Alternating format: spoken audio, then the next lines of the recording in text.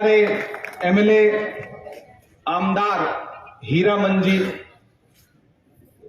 हमारे अल्पसंख्यक विभाग के प्रदेश चेयरमैन, वक्फ बोर्ड के चेयरमैन एमएलसी वजाहत मिर्जा जी, इब्राहिम भाईजान जी, राजू वाघमारे जी, अल्पसंख्यक विभाग के महाराष्ट्र के प्रभारी अहमद खान जी, शोभा ताई जी, जफर खान साहब, जीनल गाला जी, हमारे जिला चेयरमैन हनीफ बशीर जी, यूथ कांग्रेस के स्वप्निल जी, तुषार भाई, राहुल दिवे जी, अल्तमश शेख जी, दाऊद शेख जी, फारूक मंसूरी जी, फारूक कुरैशी जी, उल्हास भाई, यूनुस सेठ जी, वंदना ताई और सिराज साहब। बाकी बहुत सारे नाम हैं जो छूट गए होंगे, तो उन सबको शामिल करते हुए सबको धन्यवाद देता हूं एक अच्छे आयोजन के लिए। मैं तुम्हें अपने उसूलों की कसम देता हूं, मैं तुम्हें अपने उसूलों की कसम देता हूं, मुझको मजहब के तराजू में न तौला जाए, मैंने इंसान ही रहने की कसम खाई है, मुझको हिंदू या मुसलमान न समझा जाए। जनसंवाद यात्रा की शुरुआत पूरे प्रदेश में, पूरे महाराष्ट्र में जनता के बीच में जाकर के, जन के बीच में जाकर के संवाद की ये जो परंपरा है, दरअसल ये भारत जोड़ो यात्रा का ही एक अगला स्वरूप है। आज की शाम मैं नासिक में खड़ा हूं और आज की शाम से पूरे एक साल पहले बाला साहब थोराट जी गवाह हैं, वजाहत मिर्जा जी गवाह हैं कि हम लोग आज की शाम, आज से एक साल पहले यानी कि 6 सितंबर को इस वक्त कन्याकुमारी में खड़े थे और हमारी आंखें गवाह हैं उस ऐतिहासिक यात्रा की कि जब कन्याकुमारी से पूरी कांग्रेस तैयार थी राहुल गांधी के कदम से कदम मिलाकर के 3,500 किलोमीटर से ज्यादा की पैदल यात्रा के लिए। बहुत मुश्किल फैसला था। मैं खुद कई बार सोच रहा था कि 3,500 किलोमीटर पैदल कैसे चलेंगे हम सब, राहुल गांधी जी कैसे चलेंगे। और रात के उन लम्हों में कन्याकुमारी में समंदर के किनारे खड़ा होकर के मैं ये सोच रहा था कि जो हर जालिम से टकराएगी वो आंधी बनाऊंगा, नए अंग्रेज आए हैं, नया गांधी बनाऊंगा। और वो दिन, आज का दिन, नासिक वालों आपको याद है उन दिनों जब प्रधानमंत्री जी भाषण देते थे तो कहते थे कांग्रेस मुक्त भारत, ये उनका नारा हुआ करता था। लेकिन आज हालत यह हो गई है कि जब कांग्रेस के सांसद पार्लियामेंट में खड़े होकर के उनसे सवाल पूछना शुरू करते हैं कि आइए और अडानी पर जवाब दीजिए, आइए और मणिपुर पर जवाब दीजिए, तो पार्लियामेंट से भागते हैं, कतराते हैं। अभी परसों ही भाजपा के तमाम लोगों ने सोशल मीडिया पर प्रोपेगेंडा फैलाया आरटीआई लगा करके कि प्रधानमंत्री जी ने एक भी छुट्टी नहीं ली है। 9 सालों में प्रधानमंत्री जी ने एक भी छुट्टी नहीं ली। मुझसे मीडिया के एक साथी ने पूछा कि भाई आप क्या कहते हैं इस पर, तो मैंने कहा भाजपा वालों से पूछा जाना चाहिए कि छुट्टी की परिभाषा क्या है। अगर पार्लियामेंट का सेशन चल रहा है, 23 दिन के सेशन में प्रधानमंत्री जी 2 दिन आते हैं, तो बाकी 21 दिन छुट्टी ही तो हुई। मणिपुर में हमारी बहनों को, मणिपुर की बेटियों को बिना कपड़ों के हुजूम ने, भीड़ ने परेड करवाई, बलात्कार किए और मणिपुर पर एक शब्द बोलने से कतराने वाले प्रधानमंत्री जी ने मणिपुर पर बोलने से परमानेंट छुट्टी ले रखी है। ये छुट्टी ही तो हुई। प्रधानमंत्री जी चलते हुए संसद सत्र के बीच में जाकर के कर्नाटक में चुनाव प्रचार करें या किसी दूसरे राज्य में, मध्य प्रदेश में चुनाव प्रचार करें, तो ये छुट्टी ही तो हुई। आखिर छुट्टी की परिभाषा क्या है? महाराष्ट्र वालों, मेरा सौभाग्य है कि कांग्रेस पार्टी ने जब मुझे देश की सबसे बड़ी पंचायत में भेजने का निर्णय लिया तो मुझे किसी और राज्य से भेजती तो शायद मैं इतना खुद को गौरवशाली महसूस ना करता जितना महाराष्ट्र से भेजने पर खुद को गर्व और फख्र महसूस करता हूं कि एक ऐसे राज्य की नुमाइंदगी, एक ऐसे राज्य का नेतृत्व राज्यसभा में करने का मुझे अवसर दिया मेरी पार्टी ने, कांग्रेस ने, कि मैं वहां खड़ा होकर के जब मुझे पुकारा जाता है, मेरा नाम पुकारा जाता है कि महाराष्ट्र से राज्यसभा के सांसद, तो मुझे उस वक्त एक अजीब सा गर्व महसूस होता है। ये एक ऐसा कर्ज है और मैं आज इस मंच पर खड़ा होकर के धन्यवाद अदा करना चाहता हूं बाला साहब थोराट जी का कि आपने उस चुनाव में एक गार्जियन की तरह, जिस तरह से मेरा पूरा चुनाव, मुझे ऐसा लगा ही नहीं कि वो चुनाव मैं लड़ रहा हूं, आप लड़े उस चुनाव को, महाराष्ट्र प्रदेश कांग्रेस कमेटी ने लड़ा उस चुनाव को, तो आपका विशेष आभार व्यक्त करता हूं। चरागों के सफर में दबदबा हो आंधियों का, तो फिर अंजाम जुल्मत के सिवा कुछ भी नहीं होगा। यह दुनिया नफरतों के आखिरी स्टेज पर है, इलाज इसका मोहब्बत के सिवा कुछ भी नहीं होगा। ये जो सत्ता में बैठे हुए लोग हैं, जिन्होंने पिछले 9 साल से इस देश की जनता का जीना दूभर कर रखा है, वो आज एक नया शगुफा लेकर के आए हैं। वो कहते हैं कि अब हम इंडिया नाम बदलेंगे। मुझे कभी कभी हैरत होती है कि ये सरकार रखा है, वो आज एक नया शगुफा लेकर के आए हैं। वो कहते हैं कि अब हम इंडिया नाम बदलेंगे। मुझे कभी कभी हैरत होती है कि ये सरकार करना क्या चाहती है। पहले इन्होंने 400 रुपए का जो गैस का सिलेंडर यूपीए के शासनकाल में मिलता था उसे 1200 का किया।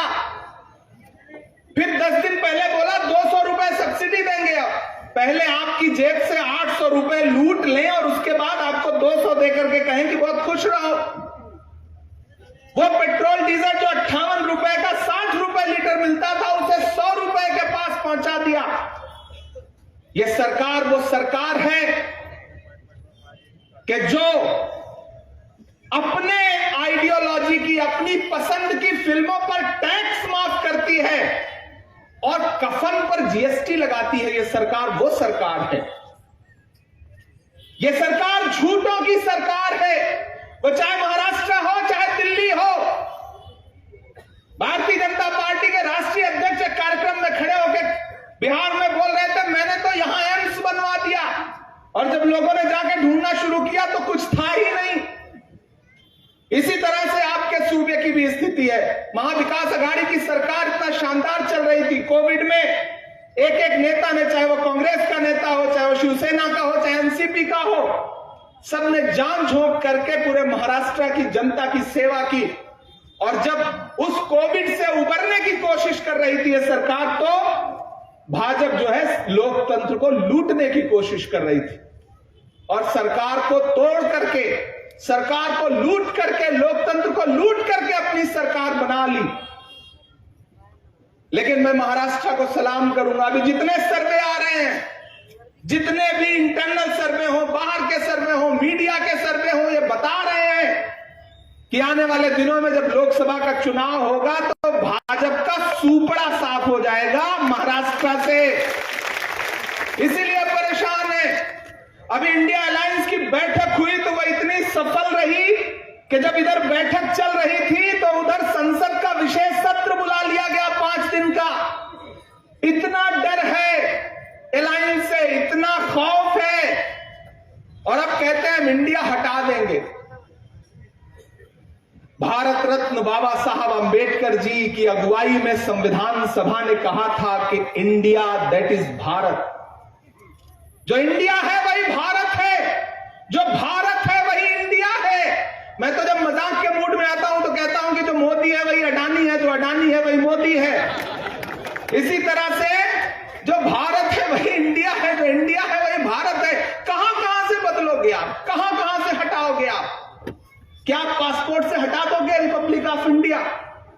क्या आपके जो नई नई नोटें हैं, अभी जो नई चलाई है इन्होंने, उस पर लिखा हुआ है ना रिजर्व बैंक ऑफ इंडिया, तो क्या फिर देश दूसरी नोटबंदी के लिए तैयार रहे? मैं तो सरकार से सवाल पूछना चाहता हूं, अगर आपको इंडिया शब्द से इतनी नफरत हो गई है अलायंस की वजह से, तो क्या आप दूसरी नोटबंदी करने जा रहे हैं क्योंकि आपको नोट से इंडिया शब्द हटाना है? मेरा सवाल है ये, आधार कार्ड पर भी तो लिखा हुआ है, एम्स में भी तो इंडिया है, इसरो में भी इंडिया है, आईआईटी में भी इंडिया है, आईआईएम में भी इंडिया है। कहां से हटाओगे इंडिया? इंडिया भारत है, भारत इंडिया है। क्यों अलग करना चाहते हो? क्यों बंटवारे की राजनीति करना चाहते हो? कोई खुशबू न कोई फूल न कोई रौनक, उस पे कांटों की जहालत नहीं देखी जाती। हमने खोली थी इसी बाग में अपनी आंखें, हमसे इस बाग की हालत नहीं देखी जाती। यहां मेरी माएं बहनें बैठी हैं, सबसे ज्यादा तो इस सरकार की मार आपने झेली है। आप जब सुबह चाय बनाने के लिए गैस सिलेंडर का स्विच ऑन करती हैं तो मुझे पता है कि उस वक्त आपको लगता है कि बचा बचा के जलाओ, वरना अगला सिलेंडर खरीदने के पैसे जुटे या ना जुटे। आप जब घर में सब्जी बनाने के लिए कढ़ाई में तेल डालती हैं तो उसके साथ आंसू भी गिरते हैं, क्योंकि 70 रुपए का जो तेल था वो 200 रुपए का कर दिया। आटा, चावल, दूध, दही, पनीर, छाछ, लस्सी, क्या नहीं महंगा कर दिया इस सरकार ने। लुटेरों की सरकार है ये। वो प्रधानमंत्री जो कहते थे राहुल गांधी को कि राहुल गांधी तो शहजादे हैं, मैं तो प्रधानमंत्री जी से कहना चाहता हूं कि जिसे आप शहजादा कहते थे, राजकुमार कहते थे, उसी शहजादे ने कन्याकुमारी से कश्मीर तक 3500 किलोमीटर सड़कों की धूल फांक करके हिंदुस्तान की जनता से मिलकर उनके दर्द को समझा और उनको सीने से लगाया। आपने क्या किया? आपने 10 लाख रुपए का सूट पहना और 8000 करोड़ के हवाई जहाज में बैठ करके दुनिया के चक्कर लगाए, अलग अलग देशों में जा करके अपने नाम के नारे लगवाए। आपने ये किया प्रधानमंत्री जी। ये देश जिस दौर से गुजर रहा है, महाराष्ट्र वालों, आपने हमेशा से देश को, समाज को एक दिशा दिखाई है, एक राह दिखाई है। बहुत ऐतिहासिक जगह पे खड़ा हूं मैं। नासिक सांस्कृतिक नगरी है, धार्मिक नगरी है, लेकिन आज यहां हालत क्या है? कीमत तो बहुत बढ़ गई शहरों में धान की, लेकिन विदा न हो सकी बेटी किसान की। मौका मिला तो लोगों ने कुर्सी के वास्ते तस्वीर ही बिगाड़ दी हिंदुस्तान की। प्याज का किसान आज खून के आंसू रो रहा है नासिक में, उसे अपनी फसल सड़क के किनारे फेंकनी पड़ रही है और यह सरकार कहती है कि हमने किसानों के लिए बहुत कुछ कर दिया। हमने देखा है प्रधानमंत्री जी, मैं दिल्ली रहता हूं, कि दिल्ली के बॉर्डर पर बैठे हुए किसान आपसे चरौरी मिन्नत कर रहे थे और ये कह रहे थे कि अलग देशों में जा करके अपने नाम के नारे लगवाए। आपने ये किया प्रधानमंत्री जी।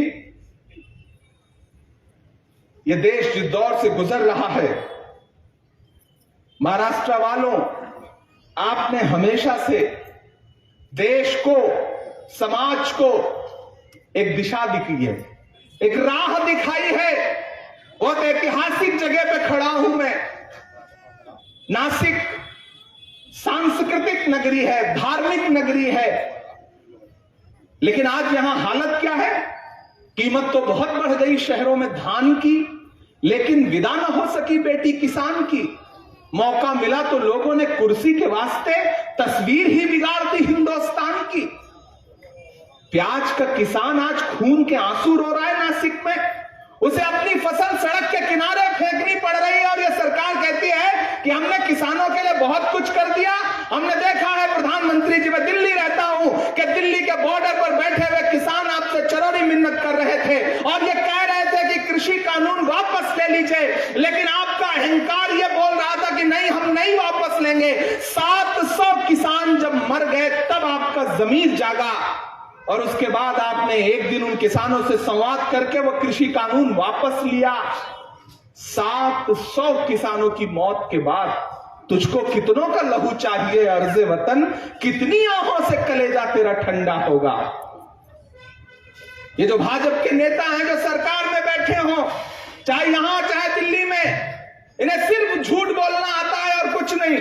वो एक भाजपा के नेता एक गांव में पहुंचे लोगों को इकट्ठा किया, बोले बताओ तुम्हारी क्या समस्या है, हम दूर करेंगे। तो गांव के सीधे साधे लोग, उन्होंने कहा हमारी 2 समस्या है। तो नेताजी ने, भाजपा के नेताजी ने कहा बताओ क्या समस्या है। बोले हमारी पहली समस्या यह है कि यहां पे कोई भी अस्पताल नहीं है, डॉक्टर नहीं है। नेताजी ने तुरंत अपना मोबाइल निकाला, पता नहीं कहां नंबर डायल किया और उसके बाद इधर उधर कुछ बात करके बोले लो मैंने तुम्हारी पहली समस्या हल कर दी, अब दूसरी बताओ। तो गांव वालों ने कहा कि नेताजी दूसरी समस्या यह है कि इस गांव में मोबाइल का कोई नेटवर्क ही नहीं है। इस तरह से ये सरकार चल रही है, इस तरह से काम कर रही है ये सरकार। इनके पास सिर्फ आधार क्या है, हिंदू को मुसलमान से लड़ा दो, सिख को ईसाई से लड़ा दो, दलितों को लड़ा दो, और अगर कोई शांति से आपसे अपना अधिकार मांगना चाहे तो चाहे वो जंतर मंतर पर बैठी हुई पहलवान बेटियां हो, या वो किसान हो, या फिर जालना में बैठे हुए वो मराठा आरक्षण की मांग करने वाले लोग हों, इनके पास सबका इलाज क्या है, लाठी, आंसू गैस।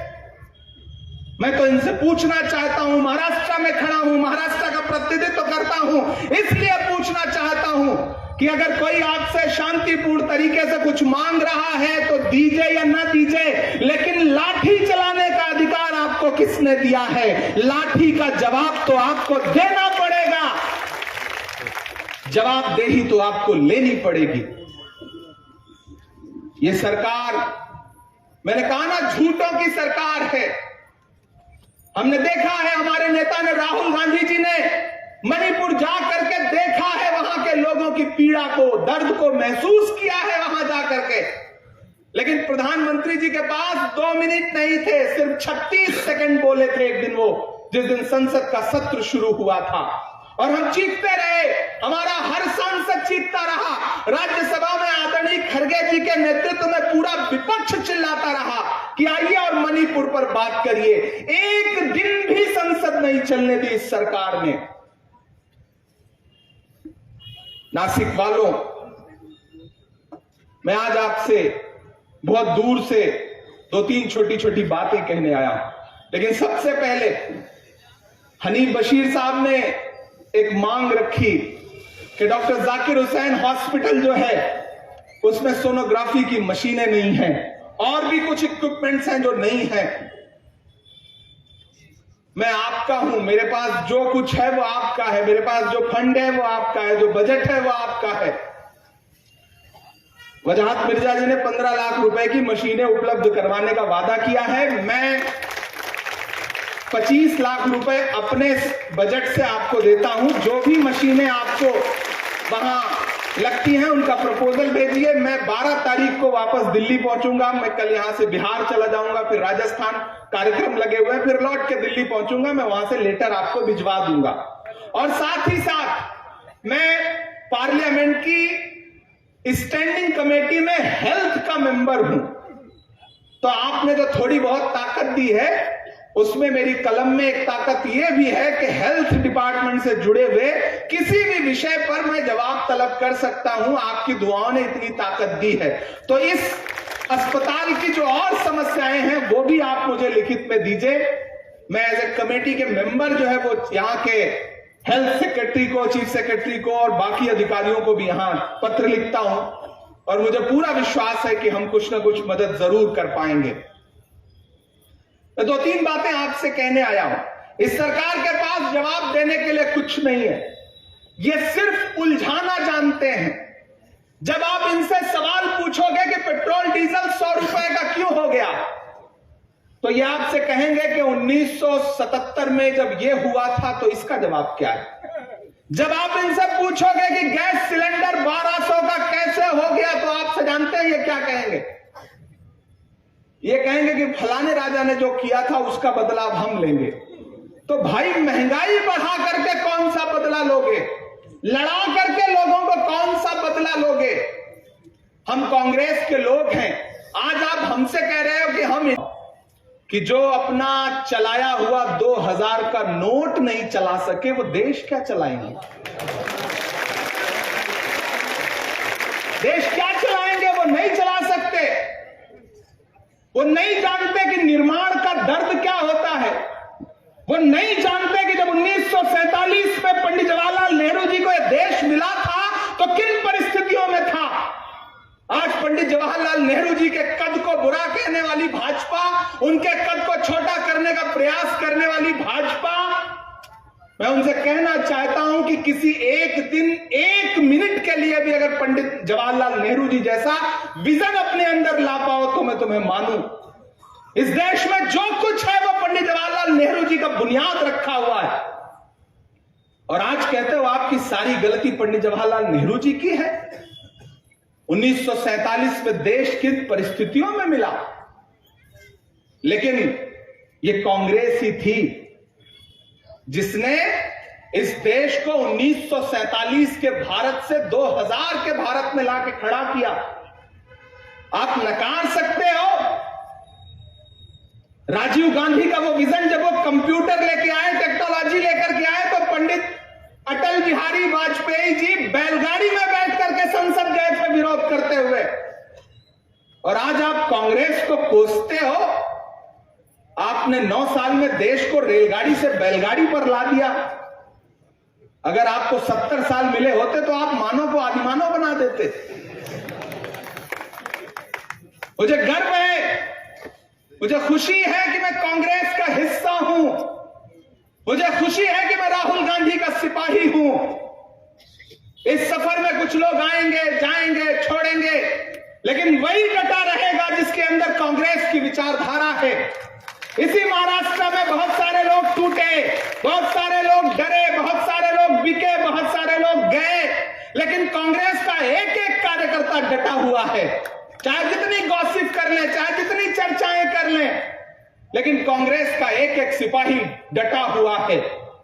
जो डरे वो गए, और जो गए मैं उनके लिए कहना चाहता हूं कि कांटे गुल के साथ नहीं चल सकते हैं, बुज़दिल खुल के साथ नहीं चल सकते हैं।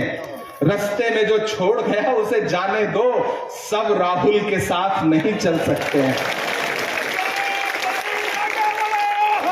ये लड़ाई बहुत बड़ी है।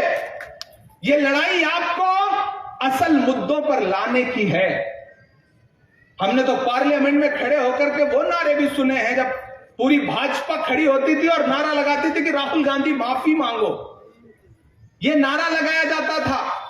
हम वहां खड़े होकर के डट करके जवाब देते थे कि हमसे माफी मांगने के नारे लगाने वालों, माफी तो आप मांगो। 15 लाख के झूठे जुमले के लिए माफी मांगो। पेट्रोल डीजल 100 रुपए का करने के लिए माफी मांगो। गैस सिलेंडर 1200 का करने के लिए माफी मांगो। टमाटर, बाप रे, आज मैं होटल में बैठ के खाना खा रहा था। आकाश साजर जी ने अपने घर से खाना भिजवा के भेजा था, तो जो सैलेड था, सलाद था, उसमें टमाटर की मात्रा बहुत ज्यादा थी, तो मैं चौंक गया। और मैंने स्वप्निल खाना खिला रहे थे, मैंने स्वप्निल से पूछा कि भाई क्या यहाँ बहुत सस्ता हो गया है क्या, वरना हम तो 250 रुपए किलो खा करके आ रहे हैं। स्थिति ये हो गई कि हमारी आंखों ने दिल्ली में वो मंजर भी देखा कि एमसीडी की एक गाड़ी आती थी, उसमें टमाटर रखा रहता था, वो मेटाडोर जो 407 चलती है, और शहर के संभ्रांत लोग लाइन में खड़े होकर के सब्सिडी वाला टमाटर खरीदते थे। ये स्थिति हो गई है। ऐसे में इस सरकार को माफी तो मांगनी पड़ेगी, और अब ज्यादा दिन दूर नहीं है, 2024 बहुत पास है। तैयार रहिए। मेरी आवाज उन तक भी पहुंच रही है जो कांग्रेस के साथी हैं, सिपाही हैं। मेरी आवाज उन तक भी पहुंच रही है जो महाविकास अघाड़ी के समर्थक हैं, लेकिन मेरी आवाज शायद उन तक भी पहुंच रही हो जो भूले भटके भाजपा को वोट दे देते हो। मैं उनसे भी कहना चाहता हूं कि इस सरकार ने, प्रधानमंत्री जी ने 2 करोड़ नौकरियां हर साल देने का वादा किया था। 9 साल में 18 करोड़ नौकरियां अब तक दे दी होंगी उन्होंने शायद, लेकिन इस भीड़ में बैठा हुआ कोई भी व्यक्ति बताए क्या उसे सरकारी नौकरी मिली? नहीं मिली। मैं देश के जिस भी कोने में जाकर के पूछता हूं, कोई भी ऐसा व्यक्ति नहीं मिलता जिसे सरकारी नौकरी मिली हो। ऊपर से हमारे देश की सेना, जिस पर हम सब गर्व करते हैं, जो हमारे देश की सरहदों की रक्षा करती है, उसमें भी अग्निवीर ला करके घुसेड़ दिया। 4 साल की कर दी कि आप आओ सेना में नौकरी ज्वाइन करो और 4 साल बाद रिटायर हो जाओ। यह स्थिति करके छोड़ दिया है और अभी नया नियम लेके आए हैं, नया सर्कुलर जारी हुआ है। सोचने वाली बात है कि सेना का जवान जब छुट्टी पे अपने घर जाएगा तो वो सरकार की स्कीमों का प्रचार करेगा। यह नया जियो आया है। सेना का जवान जब छुट्टी पे अपने घर जाए तो वहां जाकर के केंद्र सरकार की योजनाओं का घूम घूम के प्रचार करेंगे। नया सर्कुलर है। आप अंदाजा लगाइए, सोचिए कि वो सेना जिन पर हम गर्व करते हैं, जब किसी एक शहीद सैनिक का घर लौट करके शव उसका घर आता है तो पूरा इलाका, पूरा देश रोता है। आज आप उससे यह काम कराना चाहते हैं? यह स्थिति करके रख दी गई है।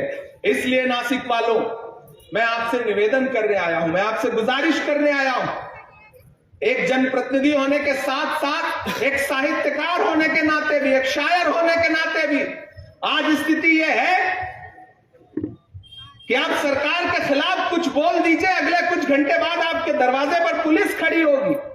कहा गया है, सुना गया है, कोई न बोले, ज़बान दराजों को मशवरा है, कोई न बोले, अजीब लुकनत पसंद हाकिम से वास्ता है। जो सब बदला लोगे, हम कांग्रेस के लोग हैं। आज आप हमसे कह रहे हो कि हम इंडिया हैं और आप भारत हैं। अरे हम कांग्रेस के लोग हैं। हमारी पार्टी का नाम है भारतीय राष्ट्रीय कांग्रेस, जिसमें राष्ट्रीय भी है, भारतीय भी है। हमारे नेता ने 3500 किलोमीटर पैदल यात्रा की और उस यात्रा का नाम क्या रखा? भारत जोड़ो। हम वो लोग हैं, हमने इस देश के लिए कुर्बानियां दी है। 10 साल से ज्यादा जेल में रहे पंडित जवाहरलाल नेहरू जी। इंदिरा गांधी जी के शरीर पे कितने गोलियों के छेद थे शायद गिना भी नहीं जा सकता। राजीव गांधी जी ने अपने जिस्म के टुकड़े टुकड़े करवा दिए इस देश के लिए, और आज आप उस पार्टी को कहते हो कि हम समाप्त कर देंगे। आप उस पार्टी के नेता राहुल गांधी से कहते हो कि तुम्हारी संसद सदस्यता ले ली गई है, अब घर खाली कर दो, नोटिस आ जाता है। मैं गवाह हूं उन लम्हों का जब राहुल गांधी जी अपना घर छोड़ रहे थे। 19 साल जिस घर में रहे हो उसे छोड़ते हुए कितना दर्द होता है आप समझते हैं। मैं समझता हूं, क्योंकि परिंदे भी नहीं रहते पराए आशियानों में। हमारी उम्र गुजरी है किराए के मकानों में, हम समझते हैं उस दर्द को। 19 साल जिस घर में रहे उस घर को आपने महीने भर के अंदर छुड़वा लिया। लेकिन उस शख्स का नाम राहुल गांधी है। जब वो अलग ऐलान खड़ा होकर के माइक पे कहता है कि कांग्रेस के सिपाहियों डरो मत, एक नारा जब वो देता है तो वो नारा सिर्फ आपके लिए नहीं होता, आपके अंदर एक जज्बा आता है कि हम डरेंगे नहीं, और उधर पूरी सरकार हिल जाती है। मैं इस चीज को दिल्ली में बैठ करके देख रहा हूं। आज हमने अपने गठबंधन का नाम इंडिया रखा है, तो आप नाम बदल दोगे, ठीक है, फिर आप नाम बदल दो, कुछ दिन बाद हम अपने गठबंधन का नाम बदल के अगर भारत रख लेंगे तब क्या करोगे? कहां भाग जाओगे? तो ये खेल खेलना बंद करिए प्रधानमंत्री जी। इस देश की जनता के लिए कुछ विकास करिए, क्योंकि इस जनता ने आपको प्रचंड बहुमत दिया है और बहुमत का सम्मान करना आपकी जिम्मेदारी बनती है। नासिक वालों, आपको वो नारा याद है कि मैं चौकीदार हूं, मुझे खजाने की चाबी सौंप दो, मैं देश नहीं लुटने दूंगा। आज स्थिति क्या है? मैं सांसद भी हूं, शायर भी हूं। मैं जब खड़ा हो रहा था तो मुझसे कुछ साथियों ने कहा कि वो एक 10 भी सुना दीजिएगा, तो मैं चाहता हूं कि मैं सुना दूं नहीं, आप बात में कहेंगे कि सिर्फ भाषण सुना के चले गए। कहां सोया है चौकीदार, कहां सोया है चौकीदार। ये जो साथी बाईं तरफ खड़े हैं, इधर जो दाईं तरफ खड़े हैं, उधर जो पीछे खड़े हैं, थोड़ी देर के लिए आप जागेंगे और आपकी तालियों का शोर, आपका जो हौसला है, आपकी जो जिंदा दिली है वो पूरे महाराष्ट्र में जाएगी तो जनसंवाद यात्रा को और ताकत मिलेगी। कि कहां सोया है चौकीदार, कहां सोया है चौकीदार, कहां सोया है चौकीदार, कहां सोया है चौकीदार। डीजल और पेट्रोल की कीमत रही सैकड़ा मार, कहां सोया है चौकीदार, कहां सोया है चौकीदार। पूरे देश में आज तक ऐसा कोई व्यक्ति नहीं मिला जिसने प्रधानमंत्री जी के साथ पढ़ाई की हो। अभी बाला साहब थोराट जी से पूछा जाए कि आपके क्लासमेट कौन थे तो 2-4 निकल आएंगे, लेकिन मोदी जी ने पॉलिटिकल एंटायर साइंस में पोस्ट ग्रेजुएशन कर लिया। आज तक एक भी बंदा नहीं मिला जिसने उनके साथ पढ़ाई की हो। अच्छा, ये भी सच है कि आज तक एक भी बंदा नहीं मिला जिसने उनके हाथ की बेची हुई चाय पी हो। नहीं मिला कोई, लिटरली नहीं मिला। तब एक शायर जो है वो अपने लहजे में बात करने की कोशिश करता है कि कहां सोया है चौकीदार, कहां सोया है चौकीदार। चाय बेचने वाला पूरा भारत बेच रहा है। इतने कमजोर तरीके से सुनेंगे तो काम नहीं चलेगा, पहुंचाइए उनके कानों तक। कि चाय बेचने वाला पूरा भारत बेच रहा है, इसी काम में हासिल उसे महारत बेच रहा है। कि रेल बिक गई, तेल बिक गया, बिका हवाई अड्डा। रेल बिक गई, तेल बिक गया, बिका हवाई अड्डा। सब कुछ बिकता देख के खुश हैं अपने जेपी नड्डा। जनता महंगाई की मारी करती हाहाकार, कहां सोया है चौकीदार, कहां सोया है चौकीदार। चलती हुई रेलगाड़ी से पानी टपक रहा है। वंदे भारत का वीडियो तो देखा होगा आप सबने ना। चलती हुई रेलगाड़ी से पानी टपक रहा है, सड़कें धंस रही हैं, पुल टूट रहे हैं, सोना पीतल में बदल रहा है। प्याज का किसान खून के आंसू रो रहा है और सरकार को नाम बदलने की पड़ी। नासिक वालों, बहुत जिम्मेदारी से एक बात कहता हूं कि जो अपना चलाया हुआ 2000 का नोट नहीं चला सके वो देश क्या चलाएंगे? देश क्या चलाएंगे? वो नहीं चला सकते। है कोई न बोले, अजीब लुकनत पसंद हाकिम से वास्ता है, जो चाहता है जो सोचता है कोई न बोले। यहां अल्पसंख्यक समाज के तमाम लोग बैठे हैं। मैं आपसे भी कहना चाहता हूं, मैं अल्पसंख्यक विभाग का राष्ट्रीय अध्यक्ष होने के नाते आपके बीच में भी ऐसे लोग छोड़े गए हैं जो आपके बीच में दुष्प्रचार करते हैं और ये आपसे सवाल खड़ा करेंगे सोशल मीडिया पे, व्हाट्सएप पे कि कांग्रेस ने तो आपको दिया क्या है। ये सवाल आपसे पूछा जाता है और पूछता है आपके समाज का ही कोई नेता, कोई व्यक्ति। मेरे भाई, कांग्रेस वो पार्टी है जो न धर्म की राजनीति करती है, न जो जात की राजनीति करती है, जो न मजहब की राजनीति करती है। वो कांग्रेस ही है जिसने डॉक्टर जाकिर हुसैन को इस देश का राष्ट्रपति बनाया। वो कांग्रेस ही है जिसने फखरुद्दीन अली अहमद साहब को इस देश का राष्ट्रपति बनाया। वो कांग्रेस ही है जिसने सैयदा अनवरा तैमूर को असम का मुख्यमंत्री बनाया। वो कांग्रेस ही है जिसने बरकतुल्लाह साहब को राजस्थान का मुख्यमंत्री बनाया। वो कांग्रेस ही है जिसने अब्दुल गफूर साहब को बिहार का मुख्यमंत्री बनाया। वो कांग्रेस ही है जिसने अब्दुल रहमान अंतुले को महाराष्ट्र का मुख्यमंत्री बनाया।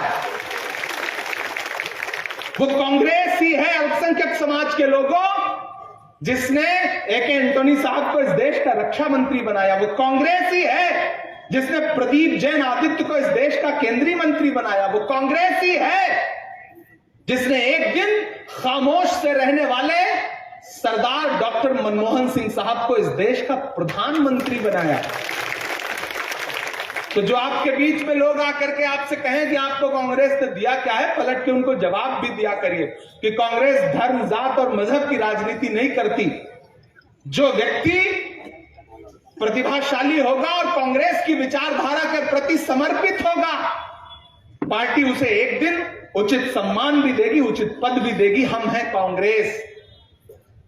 मैं जब राजनीति में आया, मैं उत्तर प्रदेश से हूं बाला साहब जी, मेरे यहां क्षेत्रीय पार्टियां बहुत सारी हैं। तो जब मैं राजनीति में आया तो मुझसे सवाल किया गया कि इमरान साहब आपके लिए तो ऑप्शन थे वहां पर, लेकिन आपने कांग्रेस को क्यों चुना?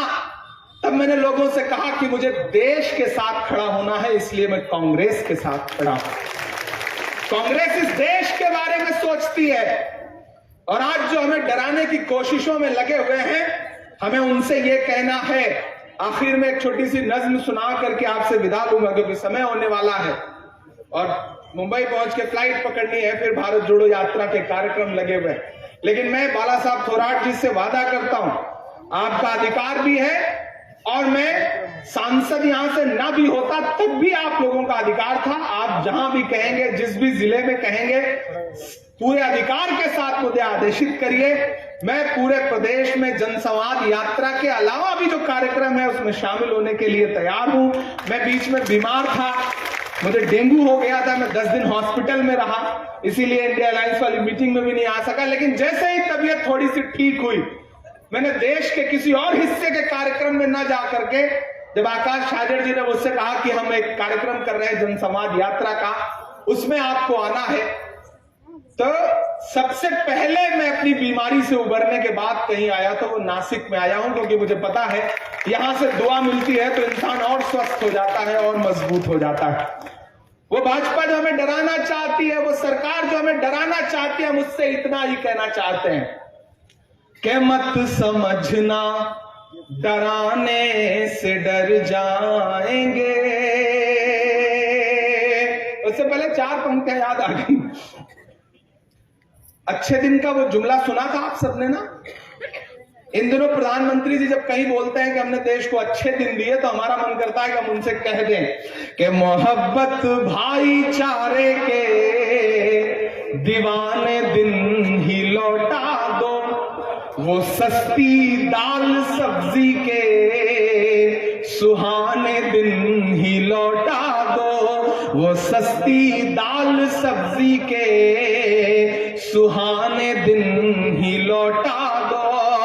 ये अच्छे दिन तो अंबानी अडानी को मुबारक हो, हमें ऐसा करो साहेब पुराने दिन ही लौटा दो, हमें ऐसा करो साहेब पुराने दिन ही लौटा दो।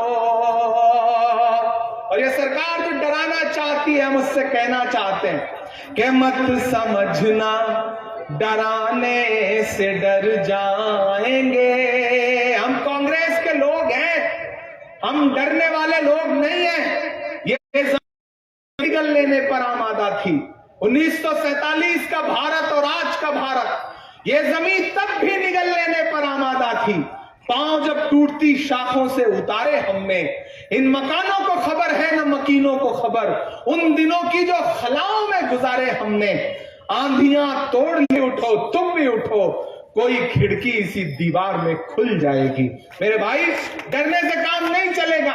ये सरकार जितना डराती है, हमने सामने बैठ के देखा है, उससे ज्यादा खुद डरती है। प्रधानमंत्री जी संसद आने की हिम्मत नहीं जुटा पाते हैं। मैं पूरी जिम्मेदारी से यह बात कह रहा हूं, क्योंकि सामने कांग्रेस के और विपक्ष के सांसद खड़े होकर के सवाल पूछने के लिए तैयार रहते हैं, इसलिए प्रधानमंत्री जी संसद आने की हिम्मत नहीं जुटा पाते। तो डराने वाला खुद ज्यादा डरा होता है, इसलिए हर डराने वाले से यह कहिए कि मत समझना डराने से डर जाएंगे। ये महाराष्ट्र है। मत समझना डराने से डर जाएंगे, अब के सारी हदों से गुजर जाएंगे। मत समझ, अब के सारी हदों से गुजर जाएंगे। मौत के नाम का खौफ देता है क्यों, तैयार रहिएगा अगले मिसरे पे कि मौत के नाम का खौफ देता है क्यों, मौत जिस रोज आएगी मर जाएंगे, मत समझना डराने से डर जाएंगे। और ये सामने 3 रंग लगे हुए हैं, इधर भी इधर भी। यही तो है हिंदुस्तान, यही तो है भारत, यही तो है इंडिया। तब इमरान बोलता है कि हमने ज़मज़म दिया, आबे गंगा दिया, हमने ज़मज़म दिया, आबे गंगा दिया, तुमने भारत को दंगा ही दंगा दिया, तुमने भारत को दंगा ही दंगा दिया। और ये जो रंग है, ये जो झंडा है, इसमें जो 3 रंग हैं, वो 3 रंग आपके अपने हैं। उन 3 रंगों की मोहब्बतों की कसम देता हूं। और जो 4थी पंक्ति है, उस पे आपकी तालियों का शोर न सिर्फ मुंबई जाए बल्कि दिल्ली तक भी जाए। इमरान बोलता है, मैं इसलिए जिंदा हूं कि मैं बोल रहा हूं, दुनिया किसी गूंगे की कहानी नहीं लिखती, मैं बोलने की हिम्मत करता हूं, अलल ऐलान ये कहता हूं कि हमने ज़मज़म दिया, आबे गंगा दिया, तुमने भारत को दंगा ही दंगा दिया, तुमने एक रंग के ख्वाब देखे मगर, तुमने एक रंग के ख्वाब देखे मगर, हमने हिंदुस्तान को तिरंगा दिया। ये तिरंगा बदन पर लपेटे हुए, ये तिरंगा बदन पर लपेटे हुए, एक दिन इस जमीन में उतर जाएंगे, मत समझना डराने से डर जाएंगे, अब के सारी हदों से गुजर जाएंगे। नासिक की इस ऐतिहासिक धरती को सलाम करता हूं। और आप इतनी बड़ी तादाद में यहां इकट्ठे रहे। मैंने आपसे एक वादा किया है कि डॉक्टर जाकिर हुसैन जो आपका हॉस्पिटल है, उसके लिए, सोनोग्राफी के लिए और भी कुछ इक्विपमेंट्स, मैं डॉक्टर से भी बात करता हूं, वो हम अपनी तरफ से देंगे। तो ये वादा नेताओं वाला, भाजपा के नेताओं वाला वादा नहीं है। 12-13 तारीख में हम लेटर जारी करके भेज देंगे। और मुझे बाला साहब थोराट जी ने भी कहा कि इस इलाके के लिए अपने फंड में से ज्यादा लोगों की मदद करिए, क्योंकि ये इलाका, यहां के लोगों को जरूरत है। तो वो हमारे गार्जियन है और उन्होंने कहा है, तो उनकी बात पे आमीन। मैं 12-13 तारीख में दिल्ली पहुंचते ही चिट्ठी भेज दूंगा, आपसे ये वादा कर रहा हूं। एक बार फिर से आप सारे लोगों का बहुत शुक्रिया। कहां आंसुओं की ये सौगात होगी, नए लोग होंगे, नई बात होगी। मैं हर हाल में मुस्कुराता रहूंगा, तुम्हारी मोहब्बत अगर साथ होगी। चिरागों को आंखों में महफूज रखना, बड़ी दूर तक रात ही रात होगी। मुसाफिर हैं हम भी, मुसाफिर हो तुम भी, किसी मोड़ पर फिर मुलाकात होगी। बहुत शुक्रिया, बहुत धन्यवाद।